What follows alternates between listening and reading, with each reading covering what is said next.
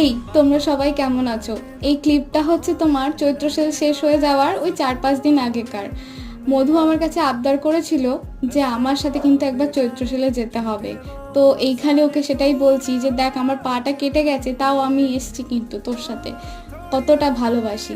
আর তোমাদের কার কার বার্গেনিং করতে ভালো লাগে? আমার তো বেশ লাগে, জানো তো। বেডশিট, তারপর তোমার পিলো কভার, নাইটি, এগুলো বার্গেনিং করতে আমার খুব ভালো লাগে। শুধু সেল বলে না, আমি দোকানে গিয়েও বার্গেনিং করি। হ্যাঁ, এবার মলেতে বার্গেনিং করা যায় না, কিন্তু আমি যে দোকানে বার্গেনিং করতে পারবো সেই দোকানেই যাই। আর তারপরেই মধু আমাদের জন্য ওই লস্যি দুটো নিয়েছিল, ওই খাইয়েছিল লস্যিটা। তারপর ওর একটা প্লাজো নেওয়ার ছিল বলে এই দোকানটায় গিয়েছিল, কিন্তু এই দোকানে প্লাজোগুলো যেন তত ভালো ছিল না, তাই এই দোকান থেকেই ও নিয়েছিল। তারপরেই প্রায় 3 বছর বাদে এরকম ডালের বড়া কিনে নিজে নিলাম, মধুকেও দিলাম, দিয়ে বাড়ি চলে এলাম দুজনে মিলে। সবাই খুব ভালো থেকে সুস্থ